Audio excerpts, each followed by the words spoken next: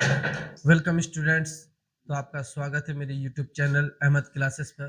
तो जैसा कि मैं दो चर वाले रैखिक समीकरण पढ़ा रहा था, इसका पार्ट 1 हो चुका था, पार्ट 2 इसका बताने जा रहा हूँ। आप लोग से रिक्वेस्ट है कि आप लोग मेरे चैनल को लाइक करें और सब्सक्राइब करें। चलिए आगे सवाल पर आते हैं। तो सवाल को बताने से पहले आपको कुछ कंडीशन बता देता हूँ। ये मैंने आज फॉर्मूला लिखा है, इसको समझना बहुत जरूरी है, इसको समझना बहुत जरूरी है। बहुत जगह पर रहता है a1 बटे a2 not equal to b1 बटे b2, और उसी को लिख देता है a by d not equal to b by e. इसका कंडीशन होता है एक और केवल एक हल होता है, एक और केवल एक हल होगा। और ये प्रतिच्छेदी होता है। क्या होता है? प्रतिच्छेदी मतलब दोनों लाइन एक दूसरे को काटता है। अगर ग्राफ खींचागा तो दोनों लाइन एक दूसरे को काटेगा। इसी युग्म को कहते हैं हम ओ विरोधी। और इसका जो कहलाता है, ये संगत कहलाता है। क्या कहलाता है? संगत। इसमें से कोई भी कंडीशन आपसे पूछ सकता है। ठीक। दूसरा है आपका a1 by a2 E, a1 by a2 बराबर b1 बाई b2 बराबर c1 बाई c2। इसको कह सकते हैं दूसरे तरीके से a1 a by D is equal to b by E is equal to c by F. दोनों कंडीशन है। ठीक ना। ये एनसीईआरटी बुक का सवाल है, ये भारतीय भवन में ऐसे कंडीशन दिया हुआ है। इसका अनगिनत हल होता है और इसका समपाती होता है। एक लाइन दूसरी लाइन पर चढ़ जाता है, ओवरलैप। एक लाइन पर दूसरा लाइन चढ़ा हुआ है, इसका हर बिंदु ही आंसर होता है, हर बिंदु ही आंसर होता है, इसलिए इसका अनगिनत हल हो जाता है। यहाँ पे एक जगह कटा इसलिए एक बिंदु इसका आंसर हो गया, यहाँ हर जगह पर कट रहा है इसलिए अनगिनत। ये लाइन तो कटता ही नहीं है, इसलिए इसका कोई हल नहीं होता। इसी को हम आश्रित कहते हैं और संपाती कहते हैं। चलिए तीसरा होता है a1 by a2 is equal to b1 by b2 not equal to c1 by c2 हो जाता है। इसको कह सकते हैं a by D equal to b by E और not equal to C by F. इसमें कोई हल नहीं होता, इसमें दोनों लाइन समांतर हो जाए तो कहीं पर नहीं कटेगा, और जब कहीं पर नहीं कटेगा तो कोई आंसर ही नहीं होगा, इसलिए कोई हल नहीं होता। एक्स और वाई का कोई वैल्यू नहीं निकलता। इसी को हम विरोधी कहते हैं, समांतर कहते हैं और असंगत कहते हैं। ठीक ना। चलिए तो अब हम आ जाते हैं सवाल पर। चलिए तब सवाल पर आते हैं। तो क्वेश्चन नंबर 17 है। इसका पार्ट 1 में आपको वीडियो अपलोड कर चुका हूं, आप इसके डिस्क्रिप्शन में जाके देख सकते हैं। तो क्वेश्चन नंबर 17 है x minus 2y equal to 3 और 3x प्लस के वाई इक्वल टू 1। इसका बोल रहा है क्या? अद्वितीय हल होगा। अद्वितीय हल का मतलब समझते, एक और केवल एक हल। अद्वितीय हल का मतलब एक और केवल एक हल। तो एक और केवल एक हल, तो ये इसमें इसका कंडीशन ये है, आपका क्या हो जाएगा 1/3, इसके साथ 1 है इसके साथ 3, और नॉट इक्वल टू हो जाएगा -2 बाय के। तो के 1 से गुना हुआ तो के हो गया, और नॉट इक्वल टू 3 दूनी 6। ये आपका आंसर सही हो जाएगा। इसका मतलब ऑप्शन नंबर इसका बी सही हो जाएगा। चलिए अगला क्वेश्चन है क्वेश्चन नंबर 18। के किन मानों के लिए समीकरण निकाय इतना और इतना का अनगिनत हल होगा। देखिए क्या बोल रहा, अनगिनत। अनगिनत हल के लिए ये तीसरा कंडीशन। तो पहले हम समीकरण को लिख लेते हैं। समीकरण क्या है आपका 4x प्लस के वाई इक्वल टू 6 और 2x minus 4y equal to 3 है। तो ये हो जाएगा 4/2 इक्वल टू माइनस के बाई 4 इक्वल टू 6/3। ये कट गया एक बार में, ये कट गया दो बार में, ये कट गया एक बार में, ये कट गया दो बार में। तो किसी साइड से बराबर कर देते हैं। तो 4 दूनी 8 इक्वल टू माइनस के हो जाएगा। तो के इक्वल टू -8 हो जाएगा। तो के इक्वल टू -8। ऑप्शन नंबर 20 का सही होगा। चलिए क्वेश्चन नंबर आ जाते हैं 19। क्वेश्चन नंबर 19 क्या है? बोल रहा है क्वेश्चन नंबर 19 समीकरण युग्म इतना और इतना के हल होंगे। अब इसको देखिए, ये क्या दिया हुआ है x प्लस 2y प्लस 5 है तो उसको -5 कर देते हैं, उधर भेज देते हैं। -3x minus 6y equal to -1 हो जाएगा, हो जाएगा -1। ये 1 प्लस में उधर जाके -1 हम एक बार में सॉल्व भी कर दिए। ये हो जाएगा 1/-3 equal to 2/-6 equal to 5/-1। Minus तो कैंसिल हो गया, 5/1। ये माइनस माइनस सॉरी माइनस को रहने देते हैं। ये एक बार में, ये कट गया 3 बार में। तो ये आगे वाला तो बराबर है और पीछे वाला नॉट इक्वल टू है। मतलब कि पहला दोनों बराबर, तीसरा नॉट इक्वल टू। तो क्या होगा? इसका कोई हल नहीं होगा, कोई हल नहीं होगा। ये कहलाएगा विरोधी, ये कहलाएगा विरोधी। क्या कहलाएगा? विरोधी। आपका ऑप्शन नंबर 20 का, सॉरी 19 नंबर आपका कोई हल नहीं होगा, कोई हल नहीं होगा। ऑप्शन नंबर बी सही होगा। ये इसका ये हो गया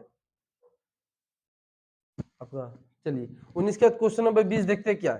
क्वेश्चन नंबर 20 है के x minus 5y equal to 2 और 6x plus 2y equal to 7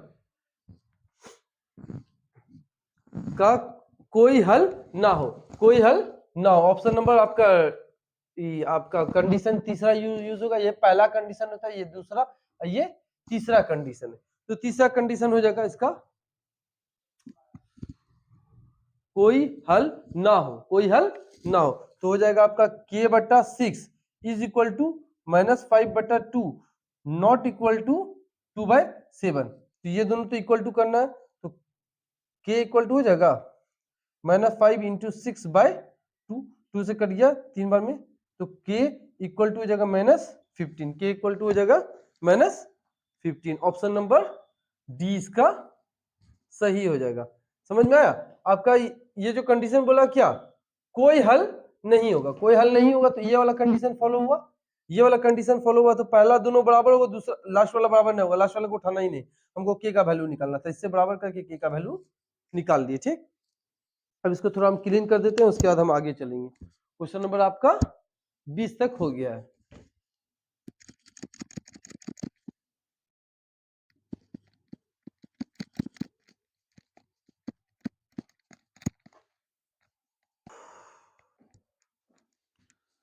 तो क्वेश्चन नंबर 21, क्वेश्चन नंबर 21 क्या बोल रहा है, रैखिक समीकरण युग्म इतना तथा इतना है। तो इसको हम देख लेते हैं। x plus 3y equal to 4 हो जाएगा, -4 था उधर जाके +4 हो जाएगा, और ये हो जाएगा 2x minus 5y equal to 1 हो जाएगा। तो ये जाएगा 1/2 इक्वल टू 3/5 इक्वल टू 4/1। तो पहला -5, तो पहला वाला ही कंडीशन फॉलो नहीं कर रहा है, पहला वाला कंडीशन फॉलो नहीं कर रहा है। ये आपका ऑप्शन नंबर ए पर आ जाएगा। इसके लिए क्या हो जाएगा आपका, रैखिक समीकरण युग्म आपका ओ विरोधी कहला जाएगा। क्या कहला जाएगा? ओ विरोधी।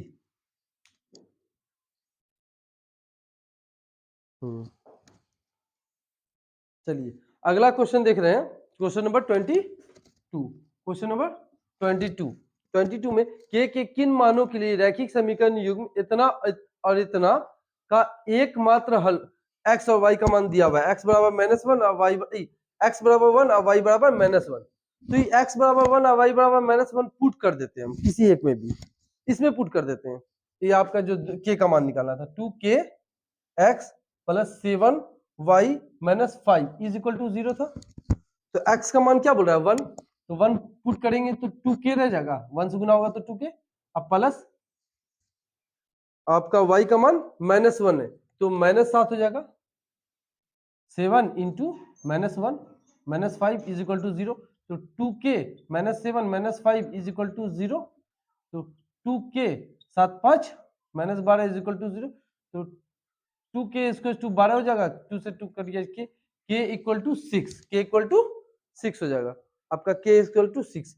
इसमें देख लीजिएगा जब x और y का वैल्यू दिया हुआ है तो k निकालना है ना हमको, तो k वाले में इसका मान पुट कर देना, आराम से निकल जाएगा। चलिए क्वेश्चन नंबर 23 देख लेते क्या है। यदि इतना इतना समीकरण इतना के हल है, तब इतना इतना हल है, इसको हमको क्या करना है, k का मान पूछ रहा है। तो ये क्या है, 10x माइनस 9y बराबर 12 है। तो ये पहला वाला x का वैल्यू होता है, दूसरा वाला y का वैल्यू होता है, तो अब x का वैल्यू पुट कर देते हैं। 10 2k -1 अब -9 और y का वैल्यू k है, k इक्वल टू 12, तो हो जाएगा 10 दूनी 20k -10 और -9k इक्वल टू 12। तो 20k में से 9k गया, तो 11k इक्वल टू 12 अब प्लस 10 हो जाएगा, तो 11k इक्वल टू 22 हो जाएगा, k से कट गया 2 बार में, तो k इक्वल टू 2 हो जाएगा, k इक्वल टू 2 हो जाएगा। यहाँ पे ये वाला x है, ये वाला x है और ये वाला y है, और ये इसके जगह पर मान इसका पुट कर देना है, बस कुछ नहीं। अब ये जो क्वेश्चन नंबर 24 है, क्वेश्चन नंबर 24 को आप सॉल्व कीजिए तो बहुत लेंदी प्रोसेस हो जाएगा, कोई सॉल्व नहीं करना, ऑप्शन को पुट करके देखना है। जैसे कि आपका कितना दिया हुआ है, 73x प्लस 19 y बराबर 149। आपको लाना है इतना इतना को सॉल्व करके इतना लाना है। x और y का वैल्यू दिया हुआ है 3 और -2, 3 पुट करेंगे तो ये लगभग 400 500 के करीब चल जाएगा, -2 तो -2 को पुट करेंगे, सॉरी कुछ तो छूटा है, 197 y है, और -2 को पुट करेंगे तो लगभग 400 के करीब में आएगा। नहीं, 400 और 500 के करीब में रहेगा, ये नहीं हो जाएगा। ऑप्शन नंबर 2 को पुट करेंगे दोनों प्लस में तो ये दोनों इसको बढ़ा देगा, नहीं होगा। ऑप्शन नंबर 3 भी नहीं होगा। ऑप्शन नंबर 4 देखिए, 4 से हो सकता है, देखिए इसको 2 से गुना करेंगे तो 173 इंटू 2 अब प्लस 197 इंटू -1 बराबर 149, तो 3 दूनी 6, 7 दूनी 14, 4 में 1, 2 एकम 2 1 3, माइनस है, प्लस माइनस माइनस 197 बराबर 149, तो 1 दिए 16, 16 में से 7 गया 9, 4 और ये आपका 1 बराबर 149 हो जाएगा। आपका सॉल्व कीजिएगा, इसको दिख जाएगा, इसका मतलब ये इसके बराबर हो गया। ऑप्शन नंबर डी इसका सही आंसर होगा। चलिए अगला क्वेश्चन है, समीकरण युग्म इतना और इतना का हल होगा, तो इसको अब हम यहाँ पर सॉल्व करके देख लेते हैं। कितना था, 2x प्लस 4y बराबर 3, क्वेश्चन नंबर था 25, और यहाँ पर दिया हुआ था 12y प्लस 6x बराबर 6 था, तो ये हो जाएगा 2/6, x के साथ s बराबर y के साथ 4/12 बराबर 3/6, ये कट गया 1 बार में 3 बार में, ये 1 बार में 3 बार में, 1 बार में 2 बार में, तो 1/3 equal to 1/3 not equal to 1/2। ये तीसरा कंडीशन को फॉलो कर रहा है, तीसरा कंडीशन को फॉलो कर रहा है, मतलब कोई हल नहीं होगा, कोई हल नहीं होगा। ऑप्शन नंबर इसका है ए सही होगा। चलिए अगला क्वेश्चन है, के किन मानों के लिए समीकरण इतना और इतना समपाती होगा। समपाती देख लीजिए, यहां होगा समपाती, समपाती का मतलब पहला अनगिनत, अब ये तीसरा कंडीशन को फॉलो करेगा, तो ये क्या हो गया आपका क्वेश्चन नंबर 26 हो गया, x प्लस 2y बराबर -3, 3x प्लस ky बराबर 9 है, तो जाएगा 1/3 equal to 2/k equal to -3/9, sorry यहाँ पर माइनस नहीं होना चाहिए, माइनस मिस कर गया, ये आपका कट गया 3 बार में 1 बार में, तो ये हो जाएगा के 3 दूनी 6, के इक्वल टू 6, के इक्वल टू 6 होना चाहिए। ऑप्शन नंबर डी इसका सही होना चाहिए, ऑप्शन नंबर डी इसका सही होना चाहिए। ये यहाँ पर माइनस गलती से पड़ गया था, ठीक है, कोई दिक्कत नहीं है। चलिए अब इसको हम मिटा देते हैं, उसके बाद आगे चलते हैं।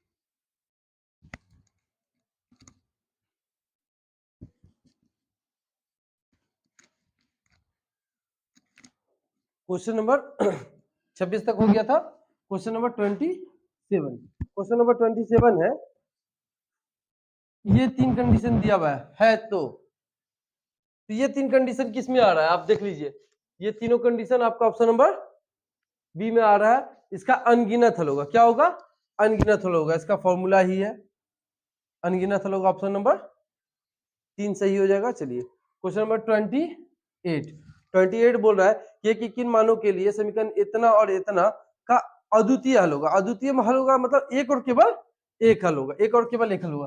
तो क्या सवाल आपका, के x plus 2y equal to 5 बटे 3x plus Y equal to 1। एक और केवल एक हल होने के लिए ये कंडीशन आपका फॉलो होगा। तो k बट्टे 3 नॉट इक्वल टू 2 बट्टे 1 हो जाएगा। तो k नॉट इक्वल टू 3 दूनी 6, 1 से गुना हुआ k और 3 दूनी 6 नॉट इक्वल टू का रह गया सिंबल। समझ में आया? एक और केवल एक हल होगा का मतलब अद्वितीय हल होगा और दूसरा हल नहीं होगा। अद्वितीय हल का मतलब कोई दूसरा हल नहीं होगा, एक और केवल एक हल होगा। दोनों का एक ही मीनिंग निकलता है। क्वेश्चन नंबर 28 हो गया। क्वेश्चन नंबर 29 बोल रहा है दो रैखिक समीकरणों का चित्र समांतर हो तो हलों की संख्या। जब दोनों समांतर हो जाता है तो उसका हल कहीं पर नहीं कट रहा है, कहीं पर मिलेगा नहीं, कोई आंसर निकलेगा नहीं, तो हलों की संख्या 0 हो जाएगा। हलों की संख्या 0 हो जाएगा। हलों की संख्या 0 हो जाएगा मतलब ऑप्शन नंबर आपका इसका ए सही होगा। इसमें समझ लीजिएगा, इसका समांतर हो रहा है, समांतर हो रहा है, कहीं पर कटेगा ही नहीं, कहीं पर नहीं कटेगा तो उसका कोई आंसर निकलेगा नहीं, तो उसका हलों का संख्या क्या हो जाएगा, 0 हो जाएगा डायरेक्ट। चलिए अब अगला क्वेश्चन है क्वेश्चन नंबर 30। क्वेश्चन नंबर 30 बोल रहा है 4 y minus 4 is equal to 0, तो y इक्वल टू 4 हो गया। बोल रहा है इसका ग्राफ में हम जानते हैं ये x अक्ष होता है और ये y अक्ष होता है, ठीक ना। तो यहाँ पर y का मान कितना आ गया 4, तो y का मान 4 यहाँ पर आया, ये एक लाइन बन जाएगा, y का मान 4 ये पूरे लाइन पर वैल्यू है। तो ये x अक्ष के समांतर है। किसके समांतर है? x अक्ष। ये नहीं कहलाता है, ये x अक्ष कहलाया और ये वाला लाइन y अक्ष कहलाया। तो ये जो लाइन निकला है किसके समांतर है? x अक्ष के समांतर है, x अक्ष के समांतर है। ऑप्शन नंबर ए इसका सही हो जाएगा। चलिए लास्ट क्वेश्चन, क्वेश्चन नंबर 31। इसमें बोल रहा है युगपत रैखिक समीकरण के निकाय इतना और इतना के अनगिनत हलो। ये तो सवाल एक कंडीशन दे दिया है और अनगिनत हलो, अनगिनत हलो, तो ये तीसरा कंडीशन को फॉलो करेगा। तीसरा कंडीशन मतलब ये वाला दो तरीके से देता है, ये तरीका ये तरीका, ये वाला तरीका आप चुन लीजिए। इसमें कौन वाला है? ऑप्शन नंबर आपका डी इसका सही आंसर है। इसको एक बार हम समझा देते हैं फिर से। देखिए a1/a2 not equal to b1/b2, इसी को लिख सकते हैं a/d not equal to b/e। इसका मतलब होता है एक और केवल एक हल होगा और ये जो लाइन इसका जो ग्राफ खींचागा ये प्रतिच्छेदी होगा, एक दूसरे को काटेगा। इसी को कहते हैं ओ विरोधी युग्म, ओ विरोधी, यही प्रतिच्छेदी कहलाया, इसी को हम संगत कहते हैं। और दूसरा होता है a1/a2 equal to b1/b2 equal to c1/c2, इसी को हम बोल सकते हैं a/d equal to b/e equal to c/f। इसी का अनगिनत हल होता है। जब तीनों बराबर हो जाए तो उसका अनगिनत हल होगा। अब पहला वाला दूसरे के बराबर नहीं हो, पहला वाला दूसरे के बराबर नहीं हो तो उसका एक और केवल एक हल होता है और यह आश्रित कहलाएगा, संपाती कहलाएगा। और तीसरा है कि पहला दोनों बराबर हो और तीसरा वाला बराबर ना हो, मतलब a1/a2 equal to b1/b2 not equal to c1/c2। उसी तरीके a/d equal to b/e not equal to c/f, तो कोई हल नहीं होगा। ये आपका समानांतर कहलाता है, दोनों लाइन एक दूसरे के पैरेलल चलेगा। ये कहलाता है विरोधी, असंगत कहलाता है और समांतर। क्लियर? तो चलिए आप लोग मेरे वीडियो को लाइक कीजिए, सब्सक्राइब कीजिए और इसके बाद मैं अगला चैप्टर चालू करूंगा द्विघाती समीकरण, उसे भी मैं 2 पार्ट में आप लोगों को जल्दी से जल्दी कोशिश करूंगा बताने का। धन्यवाद।